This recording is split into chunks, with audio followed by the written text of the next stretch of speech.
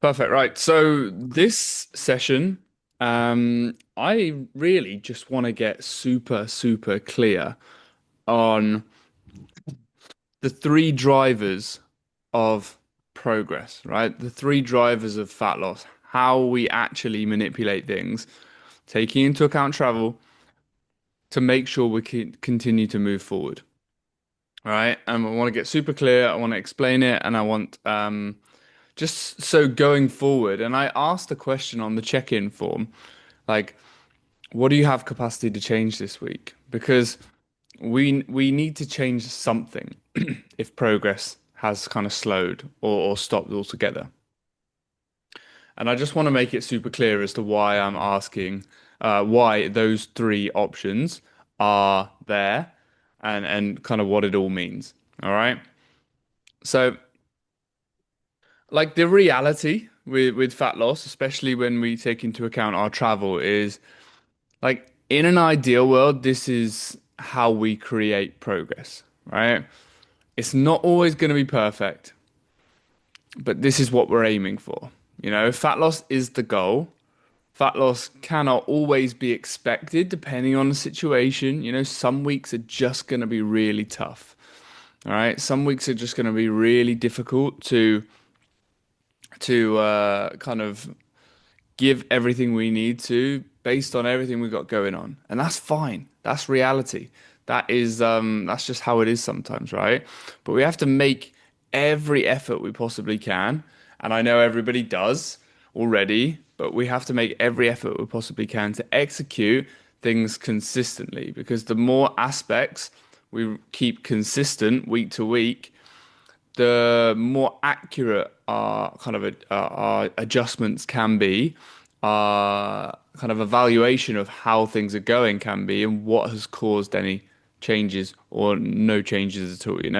So we have to remember the additional effort we're putting in general with this process, more steps, less food, working out more than usual, maybe. Like this additional effort, tracking our calories, um, kind of focusing more on making good decisions when we're out for dinners, these kind of things. This additional effort is temporary, right? We have to do more to get us to this point that we want, and then we can ease back. We can allow a bit more flexibility, but still know how to maintain the progress that we've made. All right. The goal isn't perfection for the rest of our life. We don't have to keep doing these things to the level that we're doing them to get there and stay there. Like it doesn't look like that. It doesn't look like doing all these steps, eating this little food, doing this kind of additional cardio. We're not always going to be doing that, right? And the goal is just to create enough of a calorie deficit to see results any given week, and then we take it from there. All right. Um, and the results require additional input, as it says. Like, of course, if we want changes, if we want to see differences in our body, we have to do things that we haven't been doing before. We have to put in this effort. We have to do things that don't feel normal. You know, Fat loss requires change. We cannot kind of expect these big results that we want by continuing to do the same behaviors that got us to the point in which we didn't want to stay, like we didn't feel confident and content.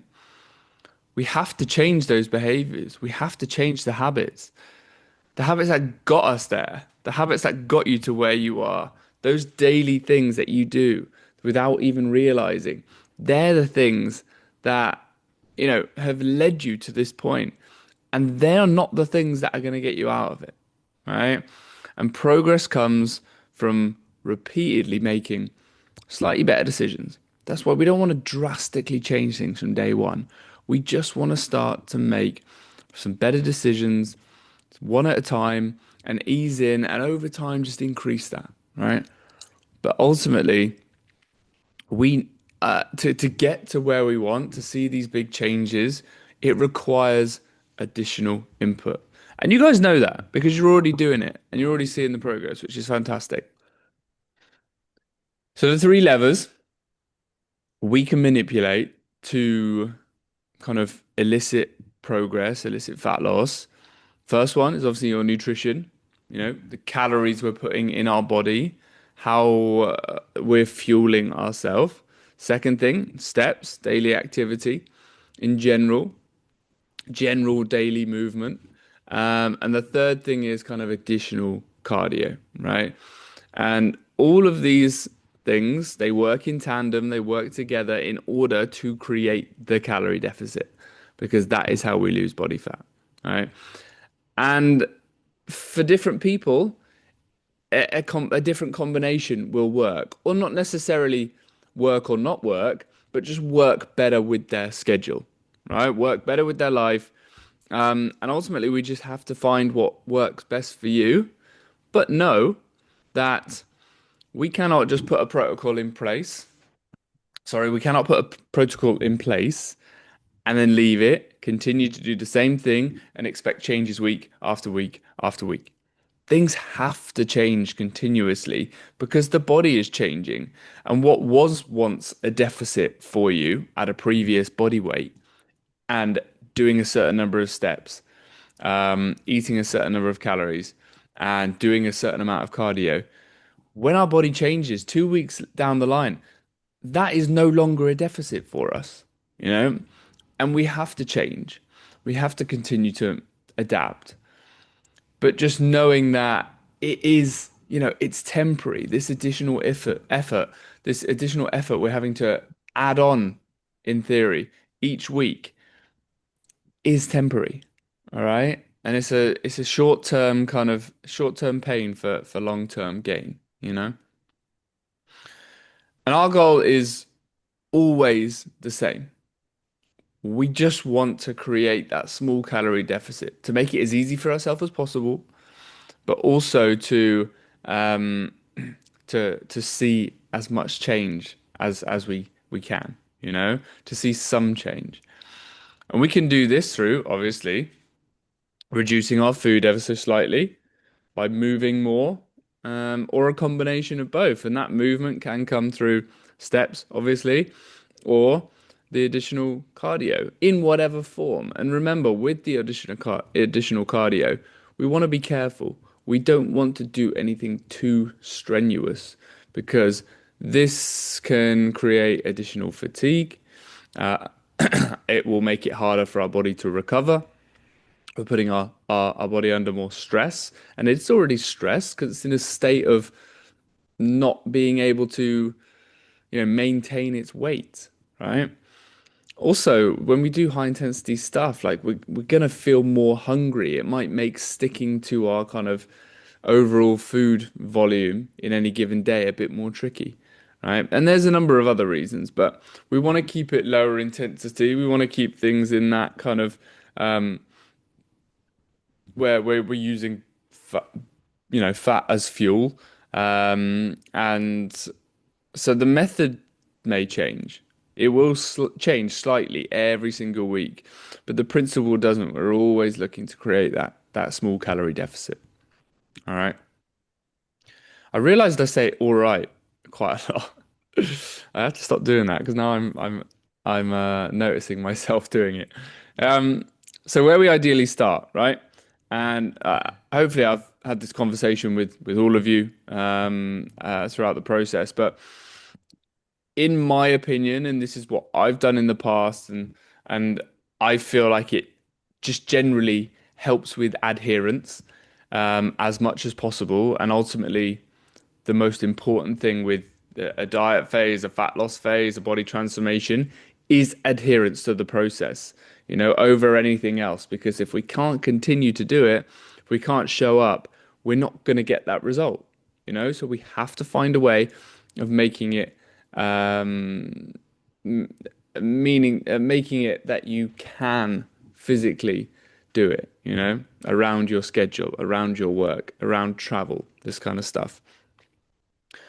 So we want to keep our food as high as possible, right? Because it means our body's getting as much as it can to recover from the training sessions from daily activity, from whatever you're doing.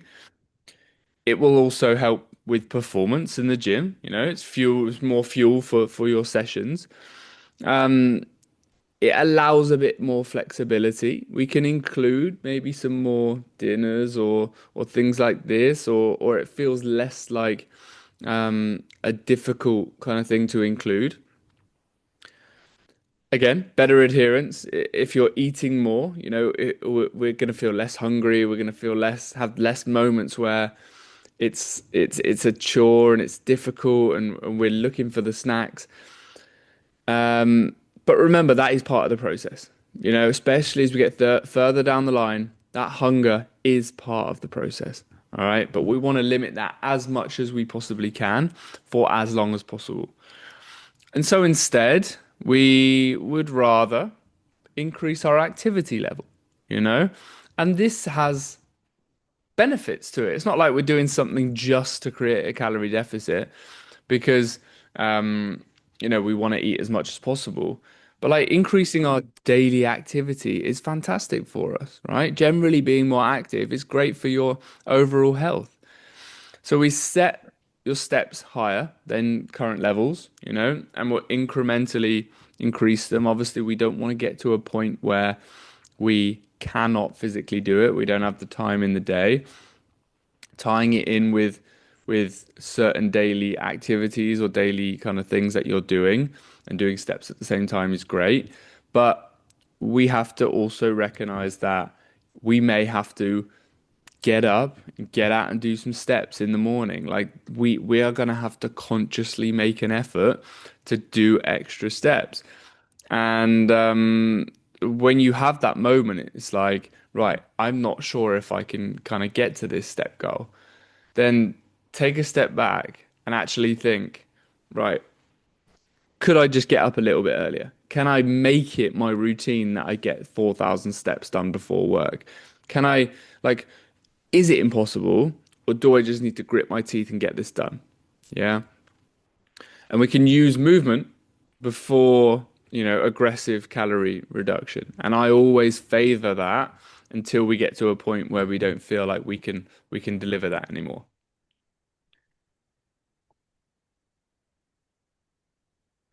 So why steps matter so much, and I touched on it just a second ago, but it's one of the biggest calorie burners outside of your resting metabolism. So you may have heard me speak about it, may have not.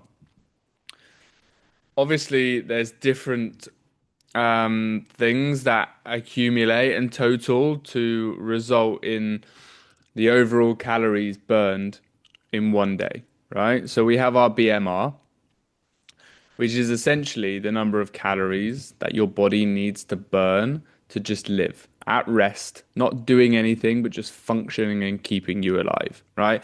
That's about 70% of the calories in any given kind of day is burnt through just rest. Okay. The second biggest chunk of calories burned in any given day is just through kind of walking, fidgeting, doing random kind of tasks, little things, unplanned movement, right? And that's more than the calories that you burn through exercise, you know? So this is a really great tool of increasing this kind of, it's called NEAT, so non-exercise activity thermogenesis. So the calories we're burning through that non-planned kind of walking or fidgeting or you know doing chores at the house, like all these kind of things, right? It all accumulates. And so it's a great kind of aspect of your day to try and manipulate and use for to create that calorie deficit. Also, it will improve health. You know, it improves recovery. It stimulates blood flow, which is going to get to the muscles. Obviously, we want to the muscles to recover from our training, all this kind of stuff. And it helps appetite regulation as well. And it can be done almost anywhere. You know, the travel that you may have going on, work, the situation you are, wherever you are, whether you're in a hotel, whether you're abroad, whether you're at home.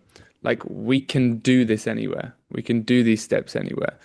And it may change things, the work travel. Like it may change the situation. It may change what your day looks like.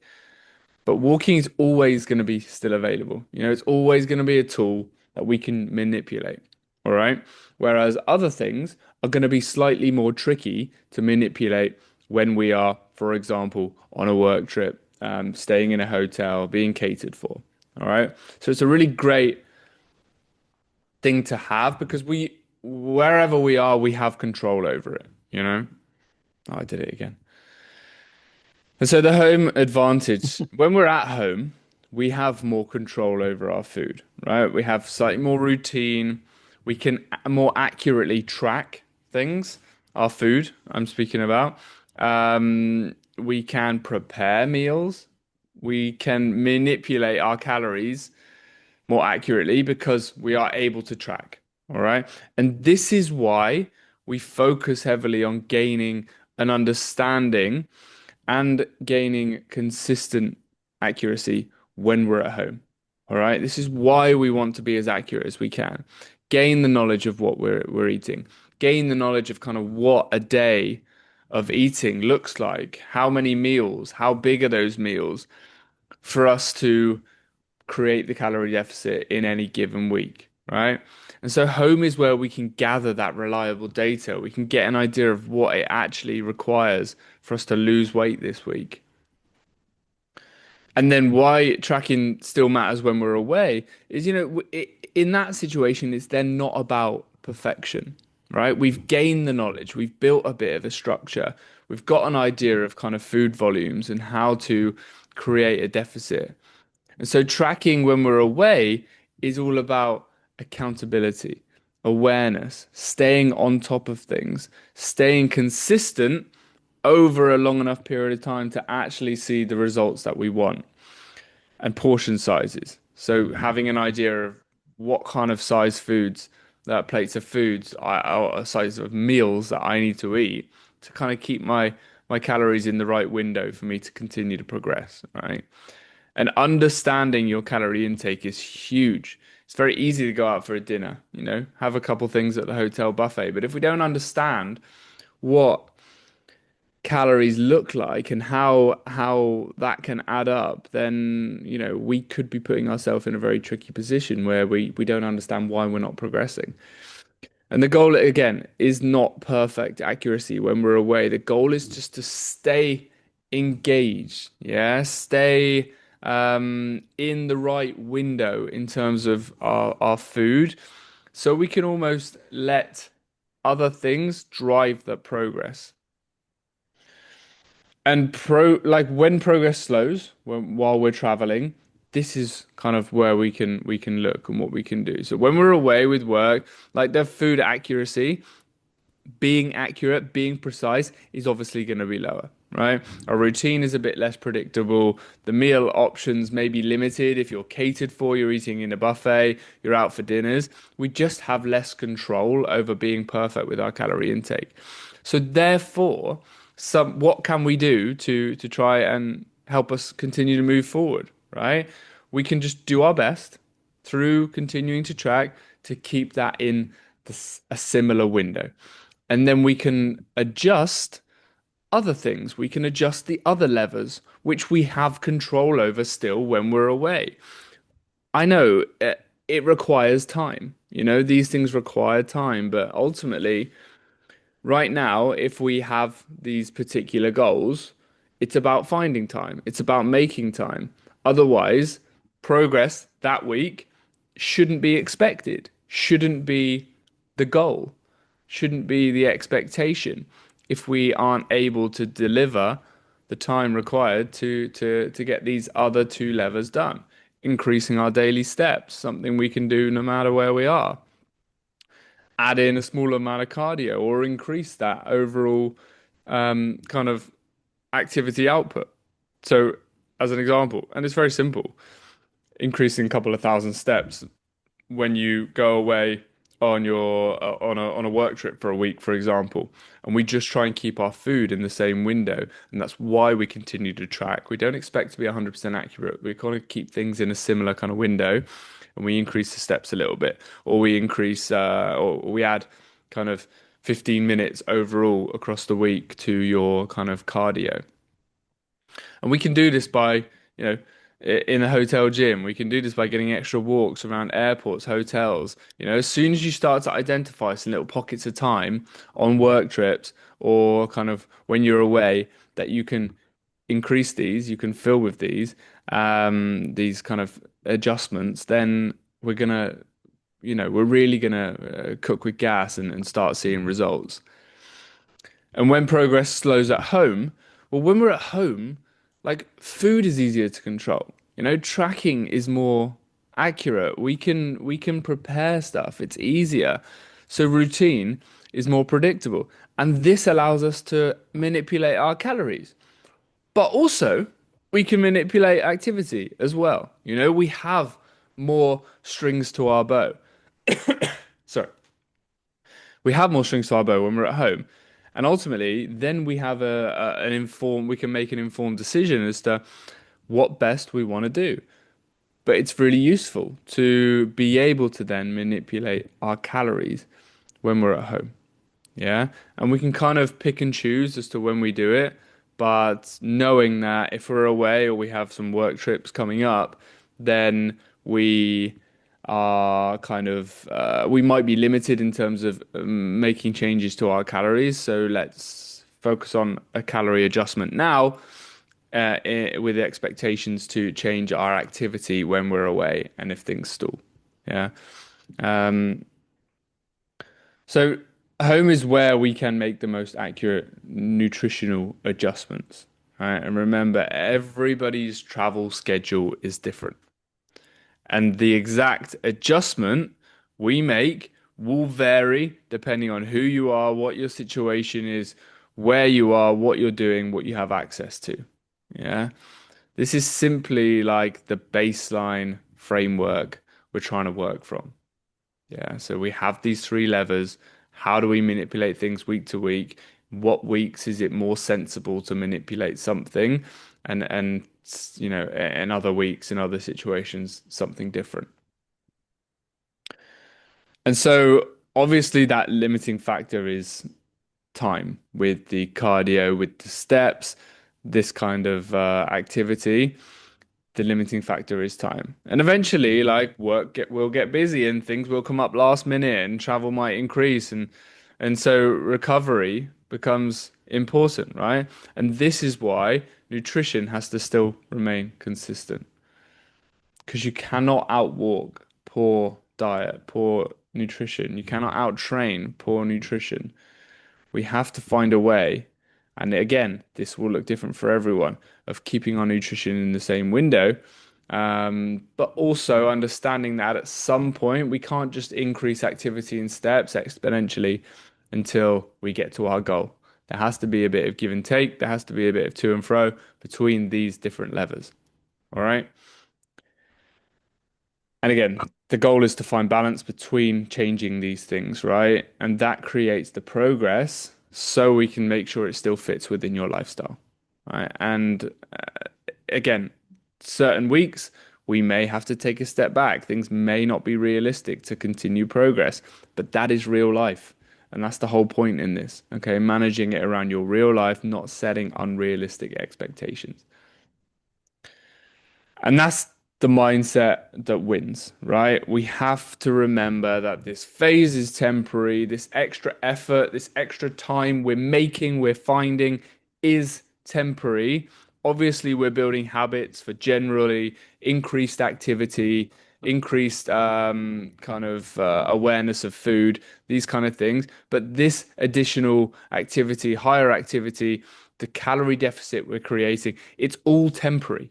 It's all gaining knowledge. It's all getting us to where we want to be. And to stay there, we don't have to continue to do that. All right. It gets easier. We will have more flexibility. Just remember that. So the sooner we make the time, the sooner we get on top of things, the sooner we make this a priority, sooner we get to where we want to be, and the sooner we can get back to having all the flexibility, living your life, but knowing exactly how to manage it, and stay there for good. We're not building a life of restriction.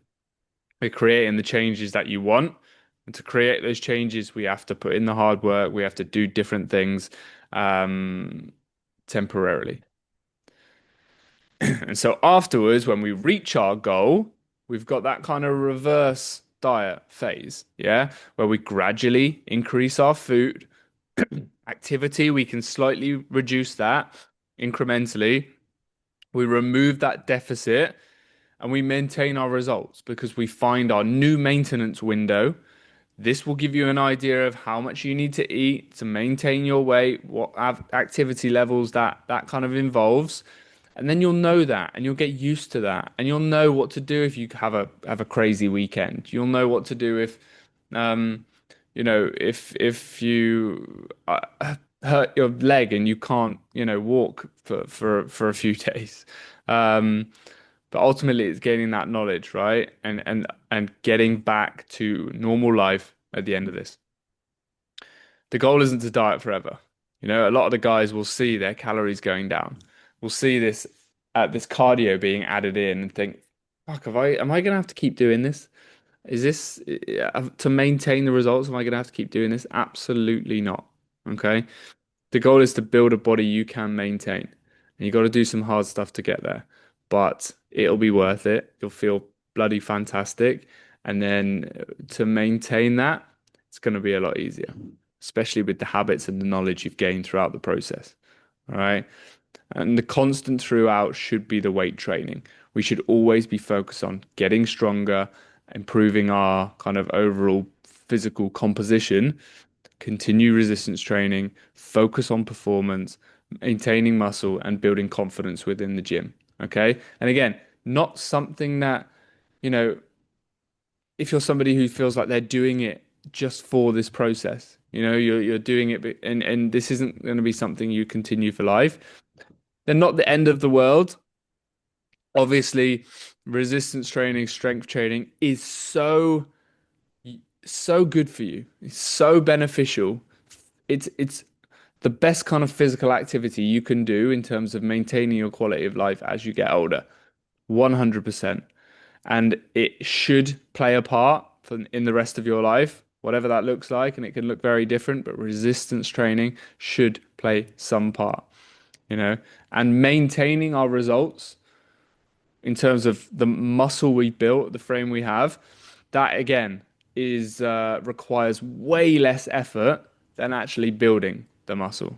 Okay, so just remember that, right? And the scale matters, but like our goal should always be to try and focus on getting stronger, performing better in the gym, alongside what else kind of we're doing. And that end goal is to build that body we're proud of, right? A level of activity that fits your travel schedule, supports your health, helps you achieve your physique goals, and is realistic to continue long term. Yeah, obviously, plus the knowledge to adjust things when life gets crazy, because it will, things come up. So, kind of final thing, fat loss while traveling is tough. There's no two ways about it. It is difficult, and it requires that commitment, planning where we, forward thinking what we wouldn't usually do, spending a bit of time on that, consistency, showing up week in, week out, additional effort, right? But as I said earlier, the sooner we can make this a priority, the sooner you're going to reach your goal, learn how to stay there, build the confidence, improve your health, and create a lifestyle that works around your travel and real life. The goal isn't perfection. The goal is becoming someone who knows how to adapt, who knows how to stay where they are, who is confident in their physique, and ultimately as healthy as they can be. Yeah, so I want you to head over now, gents, to the WhatsApp chat, to the community group, hashtag mindset, and kind of and let me and the other guys know who aren't able to make it your one takeaway from the session or one thing you're going to implement off the back of this. All right. I have got a call with one of the guys now, so I can't kind of stay and do any questions or anything, but jump over to the WhatsApp group now, pop that in there, especially for the guys that haven't kind of managed to join tonight. But yeah, appreciate you all joining. Hopefully you found that useful. and I will catch you guys in a bit.